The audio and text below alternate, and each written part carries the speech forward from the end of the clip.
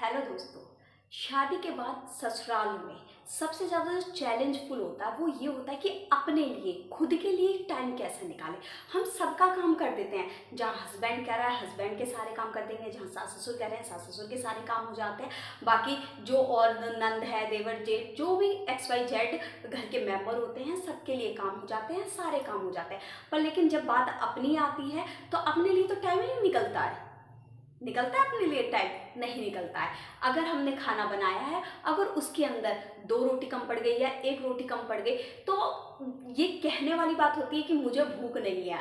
असलियत ये होती है कि हमारा बनाने का मन नहीं है, फिर कि 1 रोटी के लिए हमें ही आटा गूंदना पड़ेगा, हमें ही बनानी पड़ेगी। कोई हमसे ये कहने वाला नहीं है कि चल 1 रोटी कम पड़ गई है तो मैं बना देती हूँ, अब तू बैठ कर खा ले, क्योंकि तूने हम सबको बिठा कर खिला दिया है तो अब तू बैठ कर खा ले। ऐसा नहीं होता है, ठीक है। तो वहां पर क्या होता है यार, 1 रोटी के लिए जहां कॉम्प्रोमाइज की बात आती है ना, वहां एक बहू ही कॉम्प्रोमाइज करती है कि यार 1 रोटी कम पड़ गई या थोड़ी सी सब्जी कम पड़ गई, चल अचार के साथ खा लेंगे, ठीक है। क्योंकि मना कोई नहीं करता है, ठीक है। बात वहां पर क्या आ जाती है कि तुम्हें खुद ही बनाना पड़ेगा, खुद ही खाना पड़ेगा। तो इससे बढ़िया, और जब हम सबके लिए बना चुके हैं तो थोड़ी सी सब्जी या 1-2 रोटी के लिए ये आटा गूंदने का हमारा खुद का मन नहीं करता है। तो वहां पर हमने जो कॉम्प्रोमाइज किया, सेक्रीफाइस करा, वो कहाँ करा? खुद के लिए ना। तो इतना अच्छा बनने की जरूरत नहीं है। सबसे पहली बात तो ये समझ लो, जो हमारी रिस्पॉन्सिबिलिटी है वो रिस्पॉन्सिबिलिटी निभाओ। एक बहू की जो रिस्पॉन्सिबिलिटी होती है वो आप निभाओ। ये नहीं कि तुम छोटी छोटी बातों में लड़ रहे हो, झगड़ रहे हो और छोटी छोटी बात का इशू बना रहे हो। तो देखो, इससे घर गृहस्थी नहीं चलती है। देखो, घर गृहस्थी चलाने के लिए थोड़ा सा कॉम्प्रोमाइज तुम्हें करना ही पड़ेगा, ये बात तो सच है, ठीक है। पर लेकिन ना, इस बात को भी गांठ बांध लो कि अपने लिए भी तो टाइम निकालो। अपने लिए भी तो टाइम निकालना है। तो अपने लिए टाइम कैसे निकालें कि आपकी देखो, जब नई नई शादी होती है तो स्टार्टिंग में तो बहुत ज़्यादा कंफ्यूजिंग हो जाती है कि चीज़ों को हम कैसे करें, क्योंकि हमें काम करने की हैबिट नहीं होती, हैबिचुअल नहीं होते हम किसी भी चीज़ के। तो धीरे धीरे वो चीज़ें हमारे हैबिट में आने लगती हैं। फिर जब जैसे जैसे टाइम स्पेंड होने लगता है, स्टार्टिंग में तो मन ही नहीं लगता है कि ससुराल में स्टार्टिंग में मन ही नहीं लगता है। ये बात बिल्कुल सच है कि स्टार्टिंग में बिल्कुल मन नहीं लगता है। पर जैसे जैसे टाइम स्पेंड होने लगता है, हम चीज़ों के हैबिचुअल हो जाते हैं और उसके बाद हम कहीं ना कहीं ये खुद को साइड करते चले जाते हैं। तो खुद को साइड बिल्कुल नहीं करना है, अपने बारे में भी सोचना है। दूसरों के साथ साथ, अगर हम दूसरों के बारे में सोच रहे हैं तो दूसरों के साथ साथ अपने बारे में भी सोचना है। अब आता है, जब अब बारी आती है कि अपने लिए टाइम कैसे निकालें।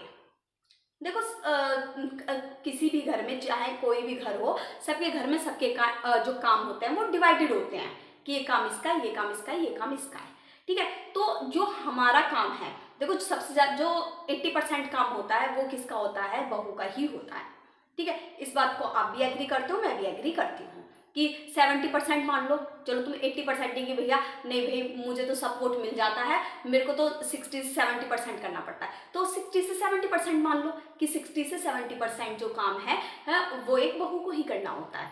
तो जब हमको ही ये काम करना है तो हम क्यों ना उसे जल्दी जल्दी काम खत्म करके एक साइड में करें ना। मैंने बहुत से लोगों को देखा है, अगर वो बर्तन मांज रही है तो उनकी स्पीड ये होती है, बल्कि जब पता है कि ये जो इतना काम है ये हमें ही करना है, जो काम 1 घंटे में खत्म हो सकता है उसी 1 घंटे के काम को वो 3 घंटे में खत्म करती हैं।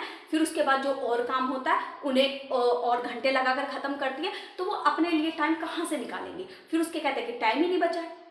भाई, टाइम मैनेजमेंट तो आपको करना है, हम लेडीज को ही तो टाइम मैनेजमेंट करना है। कोई हमारे बारे में कोई नहीं सोचेगा, उन्हें बस टाइम से काम चाहिए। सबको काम चाहिए कि आप कैसे कर रहे हो, आप कितने घंटे में उसे काम कर रहे हो, चाहे वो आप पूरे दिन में कैसे काम कर रहे हो, इसको किसी से कोई मतलब नहीं है। ये काम आपके हैं, आपको करने हैं, दैट्स इट। आप चाहे उसे 1 घंटे में कर दो, 2 घंटे में कर दो, 3 घंटे में कर दो, चाहे पूरे दिन उसी काम में लगे रहो। ठीक है? तो सबसे बड़ी बात है कि जो आपका काम है ना, उसे कर करा के एकदम साइड में करो। जल्दी से मतलब आप ये देखो कि जो स्मार्ट वर्क होता है, स्मार्ट वर्क करना सीखें। जब आप स्मार्ट वर्क करना सीखोगे ना, तो अपने लिए टाइम आप अपने आप निकलने लगेगा। आप अपने बारे में अपने आप सोचने लग जाओगे कि हाँ, ये काम मेरा है तो चलो मैं इसको जल्दी से फिनिश करूं, साइड में करूं, उसके बाद जो दूसरा काम है उसे खत्म करूं, उसे साइड में करूं और जल्दी से क्लीनिंग वगैरह करके अपने लिए टाइम निकालूं। ये सारा जो टाइम मैनेजमेंट का जो खेल है वो हमें ही करना है। कोई आपको टाइम टेबल लिख कर नहीं देगा कि इतने टाइम पर ये होना चाहिए, इतने टाइम पर ये होना चाहिए, इतने में आप ये काम खत्म कर लो, ये खत्म कर लो। और सबसे मतलब बुरी बुरी भी लग जाएगी कुछ बातें, अगर किसी ने आपको टाइम टेबल लिख कर भी दे दिया ना कि हाँ इतने पे ये खत्म होना चाहिए, इतने पे ये खत्म होना चाहिए, तो आपको ही बुरा लगेगा, हम लेडीज को ही बुरा लगेगा कि अगर अरे एक तो हम काम कर रहे हैं, ऊपर से हमें हमारे ऊपर बाउंडेशन लगा रही है कि इतने मिनट में होना चाहिए, इतने मिनट में ये होना चाहिए, है ना? तो वो बाउंडेशन नहीं है, एक तरीके से हम कह सकते हैं कि सामने वाला आपके बारे में सोच रहा है कि चलो थोड़ा सा आप अपने लिए टाइम निकाल सको। तो आप दूसरों की मत सोचो, अपने अकॉर्डिंग अपना टाइम मैनेजमेंट करो, अपने अकॉर्डिंग अपना टाइम टेबल बनाओ कि हाँ मुझे सुबह इतने बजे उठना है, इतने बजे उठकर कि मेरा ये काम है, मुझे इतने बजे तक फिनिश कर लेना है, 9 बजे तक या 10 बजे तक मेरे को ये काम फिनिश कर लेना है, फिर 10 से 11 बजे ये अपने आप को टाइम देना है। थोड़ा सा जैसे कि अब उमस वाली गर्मी हो रही है, तो जो फेस होता है वो भी डल हो जाता है और अपने लिए हम टाइम ही नहीं निकाल पा रहे हैं। तो जो क्या बोलते हैं, दही ले लो, दही में थोड़ी सी बेसन मिलाकर उसे अपने फेस पे लगाओ, तो और उसके बाद एलोवेरा अपने फेस पे लगाओ, ये सब बहुत ज़्यादा बेनिफिशियल होते हैं। आपको किसी पार्लर बाहर जाने की ज़रूरत नहीं है, आप अपने ही घर में अपनी केयर करोगे, अपनी स्किन की केयर करो, अपने बालों की केयर करो, अपनी खुद की केयर करो। ये कब पॉसिबल है, कब हो पाएगा ऐसा? जब आप टाइम मैनेजमेंट सीख जाओगे। आप एक ही काम को देखो, जो काम आपको करना है वो आपको ही करना है, कोई बाहर वाला या पड़ोसी या कोई और आपका काम करने नहीं आएगा। ये चीज़ आपको समझनी पड़ेगी और एक्सेप्ट करनी पड़ेगी। सबसे बड़ी बात है कि आप चीज़ों को एक्सेप्ट करना सीखो।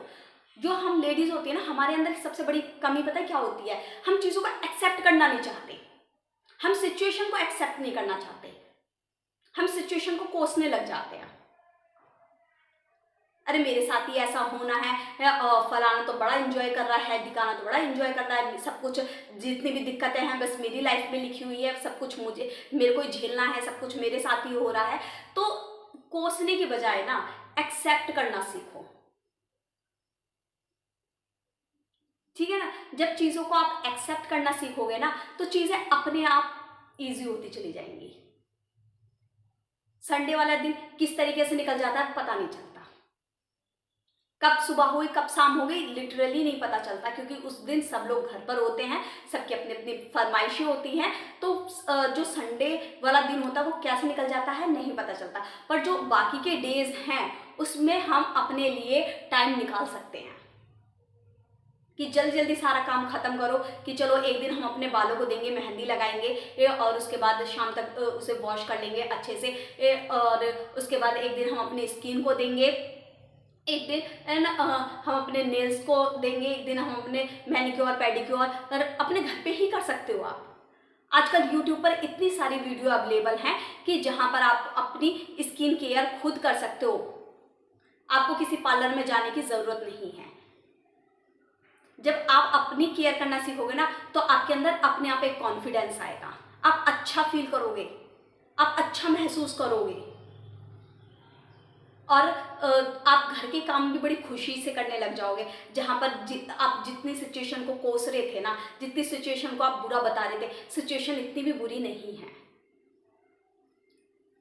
मानती हूँ, देखो सबकी लाइफ में अप डाउन होते हैं, किसी की लाइफ में ज़्यादा स्ट्रगल है तो किसी की लाइफ में कम स्ट्रगल है। तो हमें पीछे तो नहीं हटना ना, बढ़ना तो हमें आगे है ना, जिंदगी तो हमें जीनी है ना। तो अपने लिए टाइम निकालो और खुश रहो। Thank you so much.